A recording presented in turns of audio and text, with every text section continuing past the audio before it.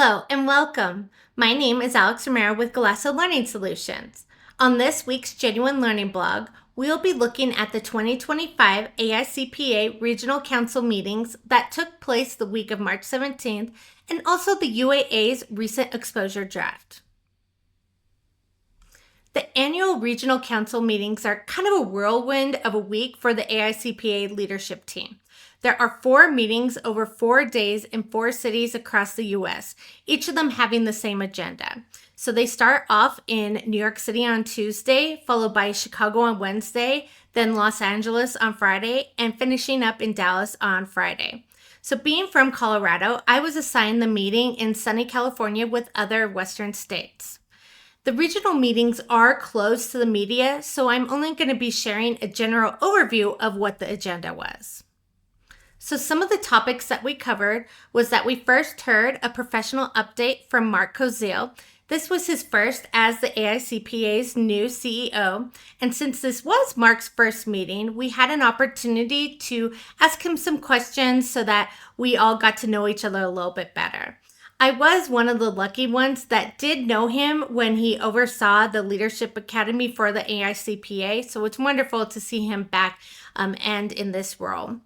After lunch, we had tabletop discussions about the UAA's exposure draft and how it's going to impact our states.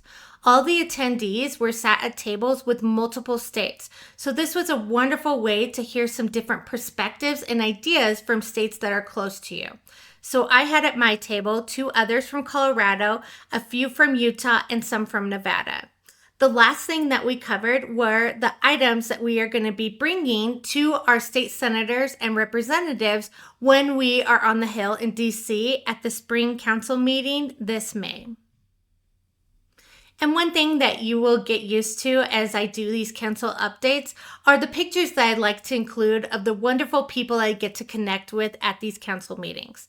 So this time I have 2 pictures here. I have our Colorado council members with our COCPA CEO, Alicia Gelinas, and then also the AICPA CEO, Mark Koziel. And then I have a picture with the current AICPA chair, Carla McCall, who always brings great energy to these meetings. Now we're going to move into the Uniform Accountancies Act Exposures Draft. This project would amend the UAA Section 5 education requirements to sit for the CPA exam and education requirements for certificates, and also the UAA Section 23 practice privileges for individual mobility. This exposure draft was issued on March 4th, 2025, so it's still pretty fresh.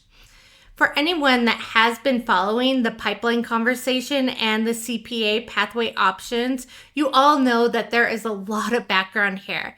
But I'm just going to highlight what we did see previously were those proposed changes that came out in September 2024 with the request for comments on those proposed changes.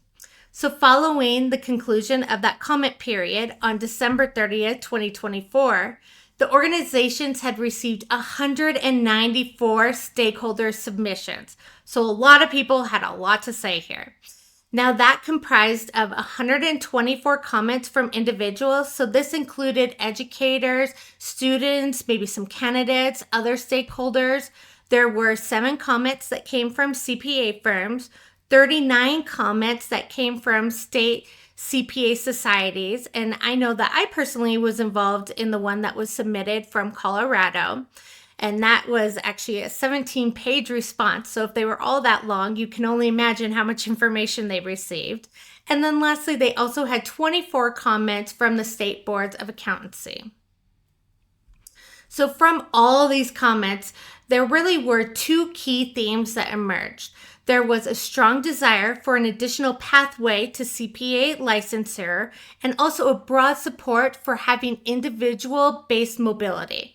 So this would mean a transition from mobility being based on state substantial equivalency to a model based on individual licensing criteria. which I don't know about for anybody else, but this is kind of mind-blowing. I feel like I have heard about substantial equivalency for so long that hearing about individual mobility is just a new concept. So let's take a look at that. So what would be some of the Section 5 proposed updates? Well, it's going to include 3 different pathways. The first one is going to be having that post-bachelor's degree plus 1 year's experience and passing the CPA license. The next is having that bachelor's degree plus 30 credit hours, 1 year's of experience and passing the CPA. So those are the 2 that we are familiar with.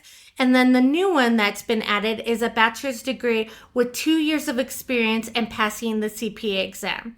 So the experience is going to need to include providing any type of services or advice that's going to involve the use of accounting, ad test, compilation, management advisory, financial advisory, tax, or consulting skills, all of which may be supervised by a non-licensee, but it must be verified by a licensee.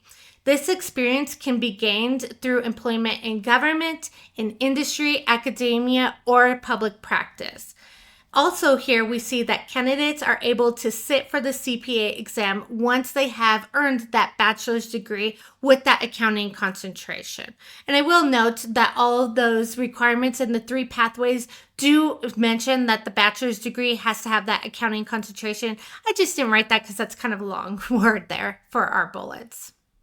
Now with our Section 23 proposed updates, these are going to include allowing the CPA to practice across state lines with only 1 license. So mobility will be individually based and streamlined. So this kind of brings in some different thoughts and questions about mobility. If a state is wanting to fully adopt what the UAA changes are here, if they are actually adopted and put forward, a state could do that. But we do have some states that have already started working on licensure legislation that might align, or it might differ from these proposed UAA changes and their model. If there are going to be differences, you would really need to look at what those guardrails are going to be by the states, what were their different pathways. And it's important to think about what your state might have already been doing or what they're planning to do in the future, and if it's going to align with these changes if they do go through. So some of the implications for states is thinking about having those legislation updates. So states will need to review their accountancy laws and determine if they would want to align with these new UAA proposed provisions. We also need to think about regulatory adjustments. So state boards of accountancy may need to update their rules and administrative procedures to accommodate the new licensure pathways and mobility model. So this would be ensuring that CPAs could seamlessly practice across jurisdictions. So one thing that I kind of want to point out is, with Ohio, they did pass some updated mobility legislation this year. And so as a Colorado CPA, I could go and I could practice in Ohio starting when their bill and their legislation goes into effect on January 1st, 2026, and I would not need an additional license. So that's what we need to think about when we're hearing mobility and it being individually based instead of having it be more about the state and the substantial equivalency. I also want to note that the revised language does provide a safe harbor for CPAs that were licensed under previously approved pathways. So you don't have to worry about having to go back and do anything different if you are a CPA in good standing in a state. So comments on this. Comments you can do by May 3rd, 2025. And if the last exposure and the last proposed changes are any indication of what they are probably going to get, we're likely going to see many comments coming this way. So we do have a link to the comments page down below in the comments. And then you can also go to the UAA's Exposure Draft and reach that form from there. So thank you so much for joining me today as we looked at what happened at the AICPA's 2025 Regional Council meetings and also the UAA's proposed changes in their exposure draft and their CPA licensure and mobility. Thank you so much.